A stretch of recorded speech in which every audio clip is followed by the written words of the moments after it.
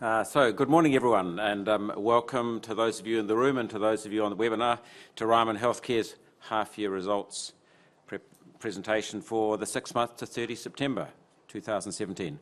For those of you who don't know me, I'm David Kerr. I'm the Chairman of Ryman Healthcare. To my right, we have Gordon McLeod, our Chief Executive, and then beyond him, David Bennett, our Chief Financial Officer. So this morning's format will include a bit of an overview from me, followed by presentations firstly from Gordy, and then from David. Gordy's going to give you a snapshot of the operational progress during the half and some views on what's ahead and his experiences in the first 5 months as Chief Executive. And then David will give you some greater detail on the financial results. At the end of the presentation, we want to open the session up for questions, obviously, from the floor, and following that, we'll take questions from any callers who are on the conference line. We'll bring a microphone to those of you with a question in the room so that everyone can hear, but also so people on the webinar can hear you properly as well. And for those of you listening on the phone conference or a webinar, the operator will advise you when you can ask a question. Look, and we would anticipate wrapping up sort of 9:40, something like that. So look, as a board, we're very satisfied with the first half result. The numbers pretty much speak for themselves, and David will talk through them in greater detail shortly. But it's been another pleasing half year, and we've got some great villages on the way and have made good progress on a number of fronts.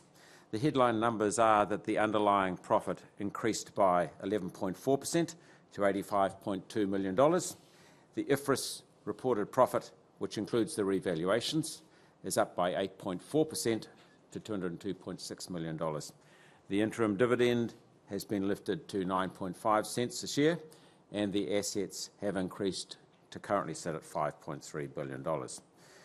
And possibly most importantly, we're now in a position where we've got 14 new villages in the pipeline, which includes a great new site for our 7th village in Victoria.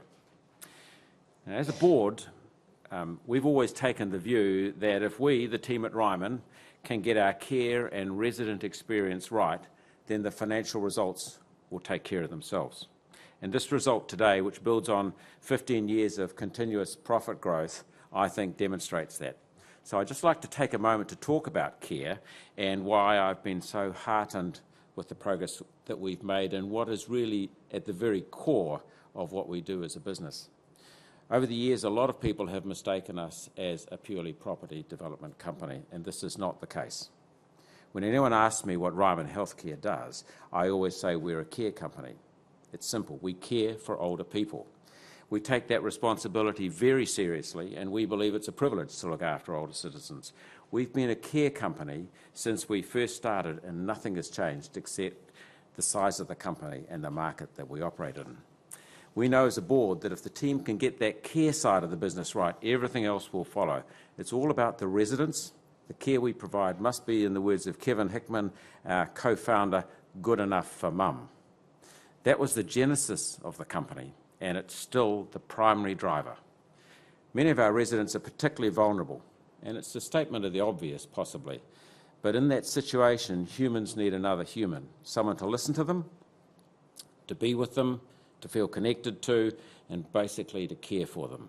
I think that the familiar face, a caring touch, a smile all combine into an encounter which is what makes a person feel cared for. Care is what we do, and you could say that our strong focus on care is a point of difference and what sets us apart from many of our competitors here and in Australia. 55% of our village offering is care-based. More than 5,000 residents receive care tailored to their needs in either service departments or our rest home, hospital or dementia care units. The security of knowing that there is great care on hand if needed is one of the compelling reasons why the other 45% of our residents enjoy living in our village so much. We provide them and their families with the peace of mind of knowing that we're there to help if they need us. This focus on care, as you can see from the slide, is what makes us the biggest player in this area in the industry, with a much stronger skew towards care than our listed retirement village rivals.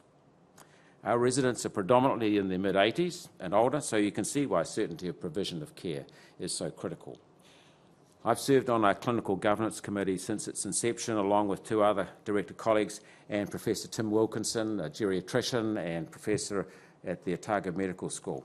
And it's our role to see that the team make sure all our clinical indicators are heading in the right direction, and I can assure you that they are. My Ryman, which Gordy will talk about in a moment, has already made a big impact, and I see its potential for improving the care experience for residents and staff is enormous. Apart from improving our ability to see that the right care is delivered at the right time to the right person, we're also releasing our staff from being scribes in an office to being able to spend more quality time caring along the lines of what I've just outlined. One Chart, our medication administration system, which we introduced in 2016, has had an immediate impact on the accuracy and efficiency in medication delivery. On top of those innovations, we've invested further in our staff training and in improved internal audit systems, which mean our care staff are constantly able to learn from one another and focus on improving what they do. All of this has had a really practical effect upon our residents. We know that the care is continually improving. What's really heartening is that we can measure these results, because Ryman Healthcare now has 15 villages with 4-year audit certification from the Ministry of Health. Now, 4-year audit certification is the gold standard of any external audit. It shows that our systems and practice are consistently high enough for the external auditors to give such lengthy certification. And you can see from the slide that we're actually leaders in this certification. They're not just a blip. This is the result of years of hard work by our staff and a focus on continuous improvement. And our focus will continue to be on improving. Earlier this week, we had a board meeting. And when I was reflecting on the content of that board meeting, it was predominantly focused on where the company wants to be in the long term and on our organisational health. Yes, like all companies, we have to look in the rear vision mirror from time to time, but our long-term orientation is much more important. I think it's fair to say that as a board, we were seeing lots of danger in short-termism, if there is such a word. Too much focus on what we need to do in the first half or the second half or what the second half is going to deliver runs the risk of us not delivering a well-resourced, resilient business with a long-term growth path. We feel strongly that this is a long-term growth company.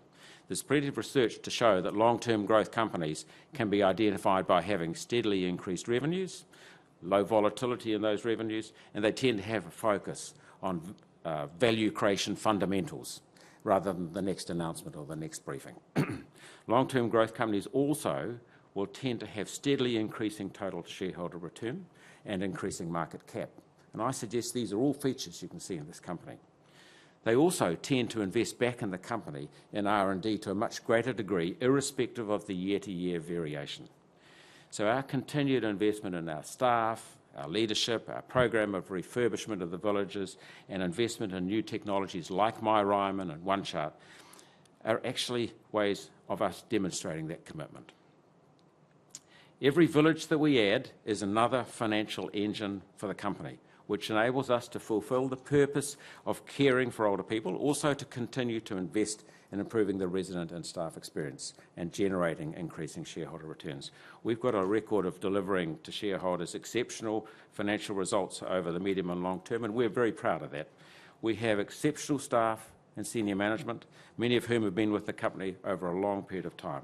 And I know that they're also totally committed to the long-term success of the company. So, in closing, I would just say that the board and leadership of the company see ourselves as having a long-term view for this company, which is exemplified by a deep commitment to the residents and their care. It's also exemplified by a similar commitment and continued admiration for our staff and the culture that they embrace, and a continued determination to deliver great financial results to shareholders over the medium to longer term, and being able to double, as we've said often, our underlying profit every 5 years. So I'd like to hand over to Gordy.